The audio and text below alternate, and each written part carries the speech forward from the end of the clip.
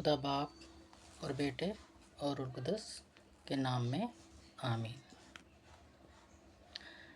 साल के दौरान 30वें हफ्ते की जुमेरात और आज है 31 अक्टूबर।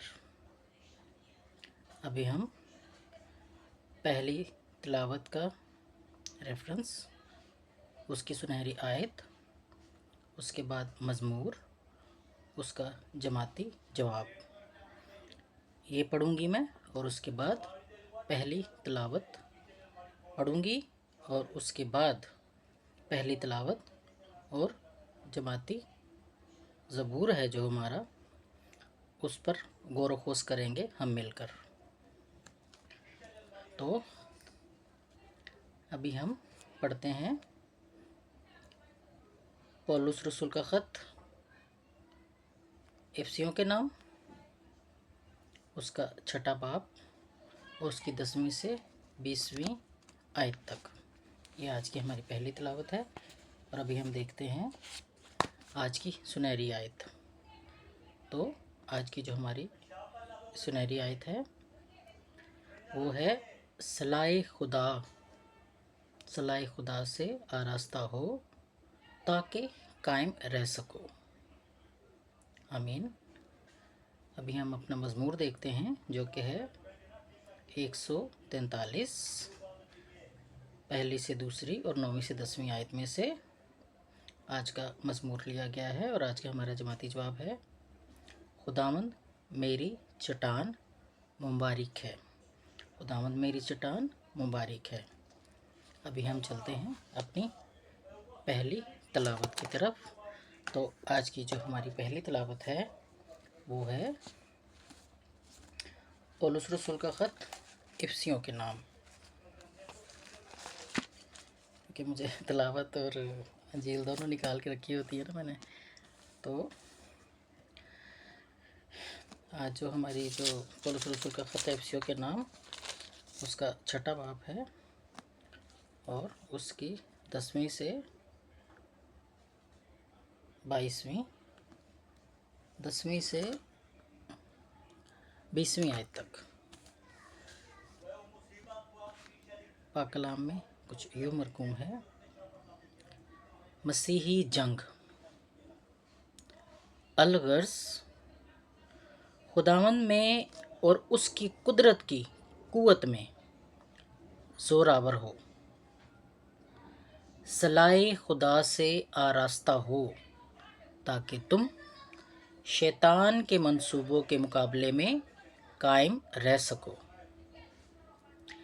क्योंकि हमारी जंग खून और जस्त से नहीं, बल्कि रियासतों, हुकूमतों से, इस तारीकी की दुनिया के हाकिमों से और शरारत की समावी रूहों से। इस वास्ते सलाए खुदा को उठा लो ताकि बुरे दिन में मुकाबला कर सको और सब बातों की तकमील करके कायम रह सको। बस सच्चाई से अपनी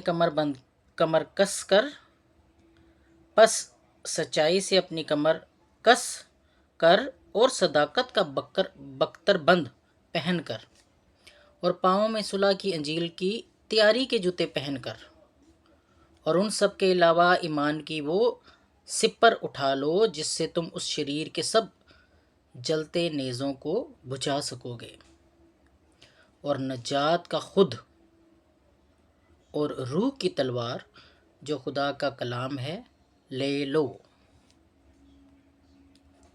और हर वक्त और हर तरह से रूह में दुआ और मिन्नत करते रहो, और इसी गर्ज से मुस्तादी के साथ जागते रहो और मुकद्दसों के लिए दुआ किया करो, और मेरे लिए भी, ताकि बोलने के वक्त मुझे कलाम करने की तौफीक हो, जिससे मैं इंजील के भेद को दलेरी से जाहिर किया करूं,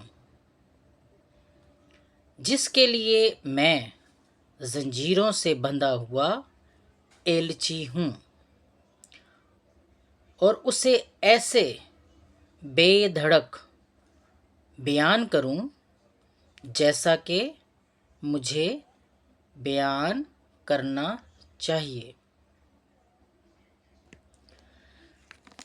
پاک کلام کے پڑھے اور سنے جانے پر خداوند کی برکت ہو،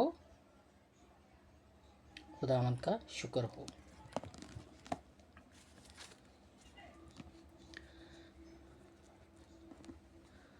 ابھی ہم نے کیونکہ اپنا پہلی تلاوت کا جو ریفرنس تھا اور جماعتی جواب کا جو ریفرنس اور اس کا جماعتی جواب بھی پڑھ لیا تھا، تو ابھی میں چاہتی ہوں کہ میں آپ کے ساتھ اس چیز کو شیئر کروں کہ جیسے میں روزانہ ہی تقریباً یہ اچھا مجھے لگتا ہے کہ میں بتاؤں کہ ابھی تک ہم افسیوں جو ابھی تک جو چل رہا ہے سیکوینس جو چل رہا ہے نا، ورس ٹو ورسٹ، جیسے چیپٹر ایک ہی ہے لیکن جیسے اس کی ورس دی جا رہی ہیں، اس کی آیتیں دی جا رہی ہیں، کبھی 10 کبھی 5 جتنی بھی، تو وہ آیت سے آیت ہی چل رہا ہے۔ جیسے کل بھی میں نے بتایا تھا کہ پہلے ماں باپ کی شادی، مطلب میاں بیوی کے جو حکم تھا اس کے بارے میں پولس رسول نے ہمیں آگاہ کیا کہ خدا نے ہمارے لیے کیا قوانین رکھے ہیں، تو پولس رسول نے نئے عہد نامے کے حوالے سے مسیح یسوع نے جو ان قوانین کو دیکھتے ہوئے ہی ہمیں بتایا کہ ہمیں کیسے رہنا چاہیے میاں بیوی کو، وہ بتایا۔ اس کے بعد اولادوں کے لیے تھا کہ اولاد کو کیسا ہونا چاہیے، اور یہ تھا 9 آیت تک۔ تو کل پہلی 9 آیات تھی، کل کی جو آیات تھی نا، پہلی 9 آیات تھی 6 باب کی، تو آج 6 باب ہی ہے، لیکن ہم 10ویں آیت سے شروع کرتے ہیں کہ جیسے پولس رسول ہمیں کلام کی جو تعلیم دے رہے ہیں، خدا باپ کی، خدا بیٹے کی جو تعلیم دے رہے ہیں، اس میں پھر آج وہ آ جاتے ہیں کہ وہ ہمیں جیسے الگ الگ مثال کے طور پہ جو آج کا پیغام ہے وہ میرے لیے ہے، میں یہ سمجھتی ہوں یہ میرے لیے ہے کہ جس میں پولس رسول یہ کہتے ہیں کہ ہمیں خداوند میں اور اس کی قدرت میں زور آور بننا ہے اور صلاح خدا سے آراستہ ہو۔ اب سین، لام، الف اور چھوٹی ہے، نیچے زیر اور پھر خدا۔ صلاح خدا کا کیا مطلب ہے؟ صلاح خدا کا مطلب ہے اس کو ہم دیکھیں گے، جیسے اس کو انگلش میں کہتے ہیں ویپن مین ہتھیار، کہ جیسے جو صلاح خدا سے، جیسے خدا نے جو ہمارے لیے شیطان سے لڑنے کے جو ہتھیار بنائے ہیں نا، تو ان سے ہمیں آراستہ کر لینا اپنے آپ کو۔ جیسے ویسے تو جو میں نے جو اوور آل جو دیکھا ہے اس ریڈنگ کو، تو میں یہ کہتی ہوں کہ ہمیں مسیح کو پہن لینا ہے۔ خدا نے ہمیں مسیح دیا ہے تو ہمیں مسیح کو پہن لینا ہے، تو جب پہن لیں گے تو ظاہر سی بات ہے، جب مسیح کو پہنا ہے تو ہم ہر طرح کے جو شیطانی حملہ ہے، جیسے یہاں پہ بولا گیا ہے کہ ہماری جنگ خون و جسد سے نہیں بلکہ ریاستوں سے، حکومتوں سے، اس تاریکی کی دنیا کے حاکموں سے اور شرارت کی سماوی روحوں سے ہے۔ مطلب کہ ہماری جنگ اس وقت شیطان سے چل رہی ہے، شیطان اپنے روپ بدل کر، کیونکہ شیطان میں یہ طاقت ہے کہ وہ جانوروں کے روپ لے، انسانوں کے روپ لے، درندوں چرندوں ہر چیز کا وہ روپ لے سکتا ہے۔ تو ہماری جو جنگ چل رہی ہے وہ شیطان کے خلاف چل رہی ہے، تو ہمیں کیا کرنا ہے؟ جو خدا نے ہمارے لیے ہتھیار رکھے ہیں ہمیں ان کو پہن لینا ہے۔ تو اسی میں پولس رسول ہمیں کیا سمجھاتے ہیں؟ تو ہمیں جو سمجھایا جا رہا ہے وہ یہ ہے کہ سچائی سے اپنی کمر کس لیں اور صداقت کا بختر بند پہن کر، اور ہمارے پاؤں میں صلح کی انجیل کی تیاری کے جوتے ہوں۔ اب جب یہ پڑھتے ہیں نا ہم لوگ، تو مجھے جو یاد آیا، مجھے آیا جاتی جولیت اور داؤد کا قصہ۔ فلسطی تھا، جاتی جولیت تنگ کرتے تھے اسرائیلیوں کو، تو مطلب بڑا وہ جنٹائل مطلب غیر یہودیوں کو کہا جاتا ہے، لیکن اس کے لیے بھی، فلسطی کے لیے بھی جنٹائل ہی ورڈ یوز ہوتا ہے، اور میں تو پنجابی چ کہاں گی جن ٹائپ وہ بندہ سی، کہ جب ہم مسیحی تعلیم میں تصویریں وغیرہ بھی دیکھتے ہیں تو ہم دیکھتے ہیں کہ یہ چڑی جتنا داؤد، اور وہ ایک جن جتنا جو سا تھا نا وہ جاتی جولیت تھا. تو مذاق بنایا جاتا ہے اس کا، ایون کہ جو جیسے بڑا دلیر تھا، جب اس نے دیکھا اس کے بھائی ہیں سارے وہ بھی جنگ میں اس کے مقابلے کے لیے کھڑے ہیں، تو یہ بیچارہ کھانا کھونا لے کے گیا تھا ان کے لیے، انہیں کیا صبر کرو میں لڑنا ہوا ہے دن رات. مذاق اس کا اڑایا گیا، لیکن اس کے باوجود کیونکہ داؤد بچپن سے ہی، کیونکہ خدا نے اس کو چنا ہوا تھا، اس کے بچپن سے ہی اس کو چنا گیا تھا، اس کے باپ کا نام یسی تھا، تو یسی کے تنے سے یہ کمپل پھوٹی تھی داؤد کی. کیونکہ داؤد اس ٹائم بچہ تھا تو داؤد ہی کہیں گے ہم، داؤد بادشاہ نہیں کہیں گے. جیسے آپ بولو کہ یہ داؤد بادشاہ کیوں نہیں کہہ رہی ہے، تو جب وہ بچہ تھا تو بچے کا ہی اس سے لقب دینا ہے نا کہ وہ داؤد ہی تھا. تو جب وہ لڑا تو ہم دیکھتے ہیں کہ کیسے اس نے اپنے آپ کو کہنے پہ، مطلب خود تو بیچارہ نہیں وہ پہن سکتا تھا کیونکہ اتنا بڑا وہ شاول کی شاید شاول بادشاہ کی ساری چیزیں تھی شاید میرے خیال میں، وہ کہ وہ بختر بند اور وہ جو گول سی وہ ہوتی ہے کہ سامنے سے تیر وغیرہ نہیں لگیں گے، اور تلوار اور ایسی چیزیں. بعد میں اس نے اتار بھی دی تو اس نے کہا جی مجھ سے تو چلا ہی نہیں جا رہا اس سے، میں تو بڑی گلیل نال ہی کراں گا، تسی صبر کرو ذرا. اور واقعی بات یہ نہیں تھی کہ وہ گلیل تھی یا پتھر تھا یا کچھ نہیں، کچھ تھا وہ اصل میں. وہ کیا تھا، وہ خدا خود تھا اس کے ساتھ. جو مین چیزیں دیکھنے والی وہ یہ تھا کہ خدا خود تھا داؤد کے ساتھ، کہ خدا نے خود داؤد کی طرف سے، داؤد کا بھروسہ اور یقین دیکھ کے خدا نے خود لڑائی کی، اور ایک جو دیو ٹائپ جو انسان تھا اس کو مار گرایا. تو یہاں پہ بھی یہی بات بتائی جا رہی ہے کہ اگر ہم خدا باپ پہ یقین رکھتے ہیں اور خدا کے کہنے کے مطابق، اس کے احکام کے مطابق ہم مسیح یسوع کو پہن لیتے ہیں، تو ہم اس قابل ہو جاتے ہیں کہ ہم شیطان کا مقابلہ کر سکیں. کیونکہ لکھا ہے کہ اور اس سب کے علاوہ ایمان کی وہ سپر اٹھا لو جس سے تم اس کے شریر کے سب جلتے تیروں کو بجھا سکو گے. تو ایمان عمل کے بغیر تو مردہ ہے نا. تو ہم نے ایمان رکھ لیا، عمل ہم کر ہی نہیں رہے ہیں، تو ایمان رکھنا ہے اس کے ساتھ عمل بھی کرنا ہے. تو عمل ہمیں یہی سکھاتا ہے کہ ہم نے پورا خدا باپ کے جو احکامات ہیں، اس کی باتیں ہیں، اور اس پہ عمل کیسے کرنا ہے کہ مسیح یسوع کی جو زندگی ہے، ساری زندگی ہے، اس کے مطابق اپنی زندگی گزارنے کی کوشش کرنی ہے.